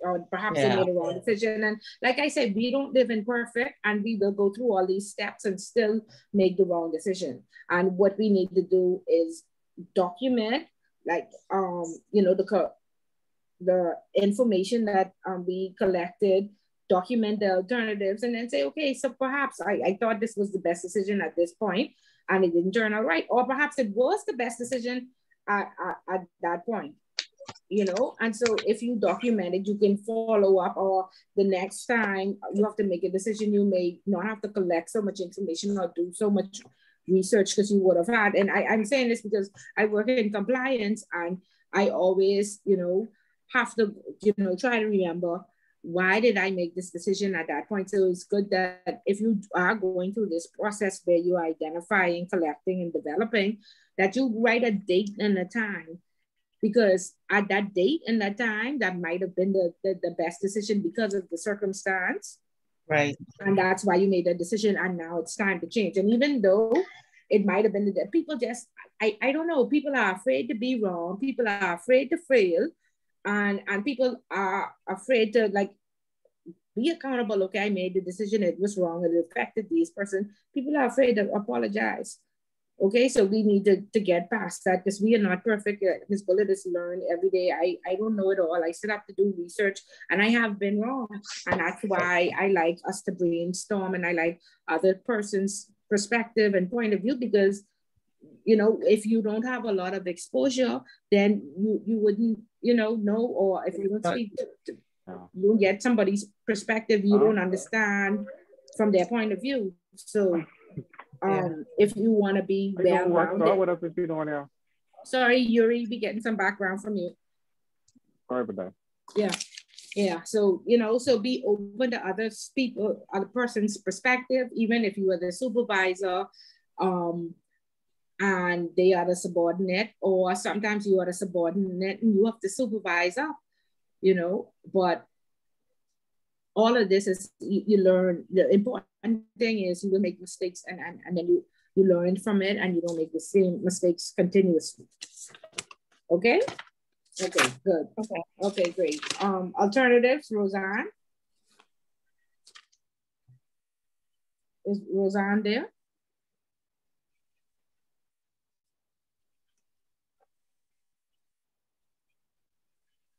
Okay, so the book talks about how do you develop alternatives. And once you have collected the relevant information, it's now time to identify all possible alternatives. It is at this step in the decision process you demonstrate creativity. The section titled Becoming More Creative at the end of this chapter. By considering alternatives exist beyond the obvious or those that may have been used previously. Keep in mind that this step requires only identifying alternatives. No alternative, no matter how unusual or unconventional, should be discarded at this point. If an alternative is viable, you'll find out at the next stage. Also, avoid the tendency to stop searching for alternatives after only a couple have been identified. If you see only 2 or 3 choices, you probably haven't thought hard enough. Generally speaking, the more alternatives you can generate, the better your final solution will be. Why? Because your final choice can be only as good as the best alternative you've generated. How do you evaluate each alternative? The next step in the decision-making process is to evaluate all the strengths and weaknesses of each alternative. And you could do a little SWOT analysis on what are the strengths, what are the weaknesses, what are the threats if I make this decision. What will it each cost? How long will each take to implement? What is the most favorable outcome you can expect from each? What is the most unfavorable outcome? In this step in particular, it's important to guard against biases. Undoubtedly, some alternatives will be looked at more attractive when they are first identified. Others at first glance may seem unrealistic or exceedingly risky. As a result, you may tend to prematurely favor some outcomes over others, then bias your analysis accordingly. Try to put your initial biases on hold and evaluate each alternative as objectively as you can, because a lot of times these alternatives may come from the person who actually you are having the problem with. And so remember, we talked about counsel and then feedback, and it's okay to ask the person who, you know, perhaps, can you give me an idea? Would it make you more comfortable, or would make you not repeat this act or would help you to understand the policy better, and you can document their decision. And again, a lot of times the supervisors, when there are issues, we feel that we have to, you know, come up with all the alternatives or make this decision, or our decision is you know, we want to have that power. But, you know, everybody in the department has value, and get everybody to brainstorm and or the person who you're having a problem with, let them, how can we fix this? What would work for you? You know, and document it and make the person feel engaged, and be genuine about trying to, you know, make this decision beneficial for all. A lot of times we, again, from our own perspective or from our minimal exposure, we want to make a decision that will only benefit us.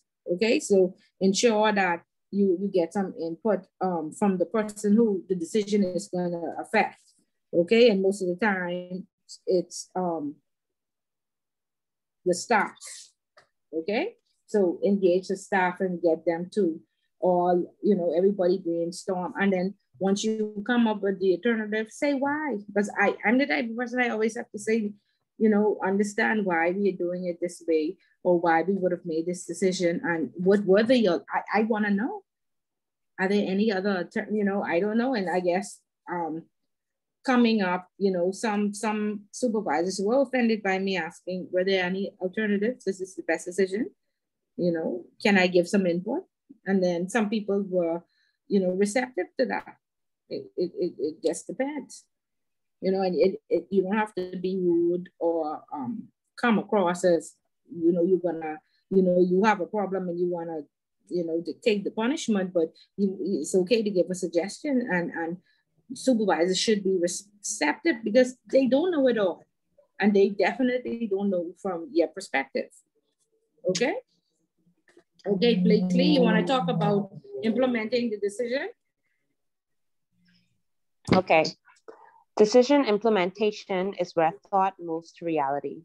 In the previous steps of the decision-making process, work has focused on generating the clarity for an outcome that will be achieved in the future.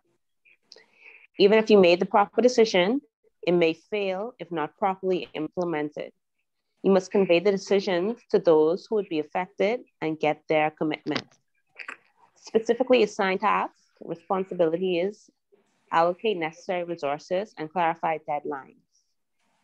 Decision implementation requires managing the consequences of networks of related decisions to achieve a desired purpose individually or as part of an organization.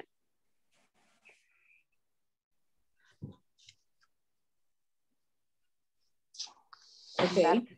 Yeah. Okay, so how can we improve decisions? Pardon me? How can we improve decisions? Improve? Yeah, how yeah, the decisions that we make, how can we improve decisions? How do you improve decisions? Okay, so look at page 177. Mm-hmm. Or how can we improve decision making? Or it talks about a group decision making. Okay, like they talk about brainstorming. I guess you could collaborate with people. Correct. Ensure that you are going through all of the steps of the decision-making process. Try not to make decisions based off of emotions. How though? How Blakely? How? Because you know, women are very emotional, and I guess the guys are gonna agree with this. But how do I put my feelings aside?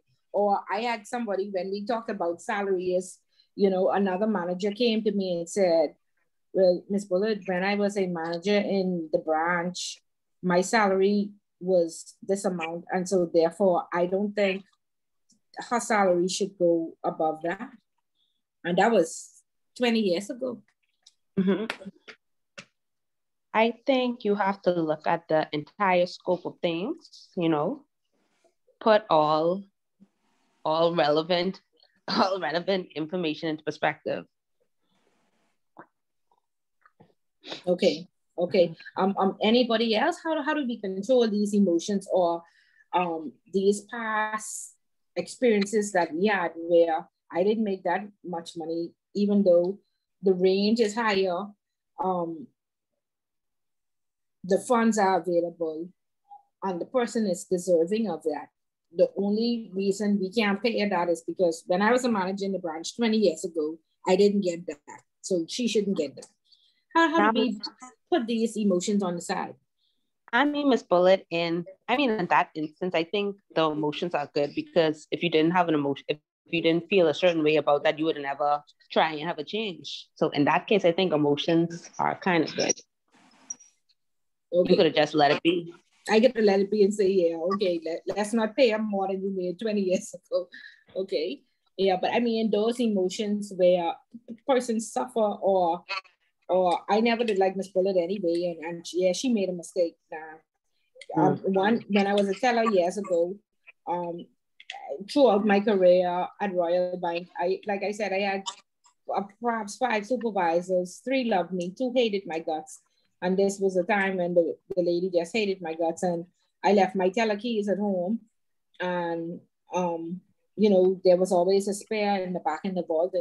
And she basically said, go home and get your, take your lunch hour, 8 o'clock in the morning, and go home and get your teller keys. Now, now the week before, somebody else had left their keys home, and she went in the back politely and took them out. So what was it? Just sorry? That comes with maturity. I was calling out on it though. That's some scummy behavior. That comes with maturity. Being clearly she was immature. Exactly. Wow. Well, exactly. It's sad to say that a woman in her position would be that immature. Exactly, and Denise right, because I would have called out on that. Yeah, but that's what I'm saying. That is what is happening with some supervisors. Are they not acting immaturely? Are they not, being unfair in some cases? Or if you are not in a particular clique, you're ostracized. Like you can't do the simplest thing wrong, or they have a problem with you, where somebody else it wouldn't be an issue, but because it's you, it's an issue. Yes, that happens. Plenty of that going on. Mind you, click success and everything, right? And if my thing is if I don't favor you, I make it known, but I wouldn't put it like a harsh way. I'll say, I'm your favorite person, but I'll make sure that you don't fail. So whatever help you need, I got you. But just know you're my favorite person. So I make it known, but I don't put it like in a harsh way. But you just gotta be real. Some people you favor, some people you just don't. But at the end of the day, you have to be focused on the betterment of the company and the betterment of the employees. Put the company first. And remain professional. Right, remain professional. Okay, because so if he failed, then we all fail. Okay, so we are mature enough to put our differences aside and not act out on emotion, or if I like this one versus where I don't like this one. And then we are definitely not the toxic people at work who make it difficult and hard for persons to come to work. Even now on my job, I there are people that I wouldn't say I don't like, I just don't affiliate with. But when it comes to the job and I have to ask you a question or send you an email, I'm going to be diplomatic about it, because at the end of the day, we're all here for a reason. So. Good. Okay, very good. Just checking. Okay, so again, just some tips on the decision-making process and, to help us make better decisions. Try, when you have, the opportunity to make a decision, or you have to make a decision, try to go through those steps just to see if, it helps you make better decisions, or it is beneficial to you and the people in your group, or, whoever your decision is going to affect. Okay, so that's it. That's it. Any questions or concerns or comments? No? Okay. So good. So where are we at on our agenda? That's the end of the book. I still feel that it's a very good book and has very good examples. I hope that now that you have, you know, through it and gotten an overview, you feel the same way. Next week is our presentations. Now, please, you all put on all the bells and whistles because we have to turn on our cameras next week when we are going to do our presentations, okay? And so please send your reports. We got an update last week and, you know, we sitting on the edge of our chairs waiting on these presentations the next week. That's how exciting and provocative they're going to be. And so I hope to see everybody is, if you expect to get a grade, it has to be in my box by 11:59 next week, Sunday. And then you are to present on next week, Tuesday. Now, remember, you cannot pass the class if you do not do the project. You get an incomplete. So by now, all of us should know that. I don't know. I know last week, Margaret and Tanisha gave me some information about attending their civic organization, but I wasn't entirely pleased with the presentation because we want you to go, to be engaged, to participate, and come back and give us an overview. Because in your institution, if you go out and attend a seminar, that's what's going to be required of you. Okay, so we want to use this forum to practice. So next week, and then after next not next week, but the presentations, if we have some time at the end, then you may have the opportunity to discuss, but we may not. So the last opportunity, if you want your 5%, will be at the review. And so next week, Scholar? Yes? I should be attending one this week. I think I'm scheduled for Thursday.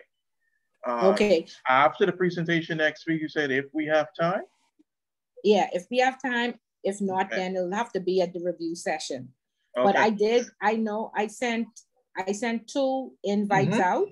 I couldn't remember every single person in the class for some reason. So I sent it to persons and I said, please share.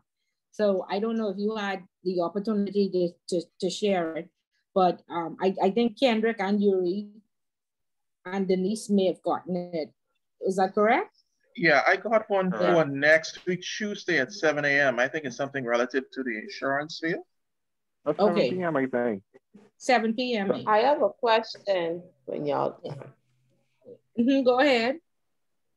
So can I do mine over? Because it doesn't sound like It sounds like you get 1% out of 5. Yeah, please do it over. Yeah, so I need to do my stuff over. Yeah, so I will also present over because I went to Toastmasters Saturday. Go on. Okay, so you want to share now or you want to wait? No, I want to wait. Okay. So, and then if any of you reach out to Kendrick and Yuri because they have the invite, if you want the information. If not, then it's fine. So next week cameras are on and we are doing our presentation. And then after that, I'm going to send out a review sheet. And of course, I'm going to assign names to each of the topics. And that's what we will recover. We will cover in review, and then that'll be it. It'll just be the final exam the following week after, where you will go into Biff's. Miss Dean will be expecting you and you will sit your final exam. So I hope you had the opportunity to reach out to your employers and see if they can give you the study time off.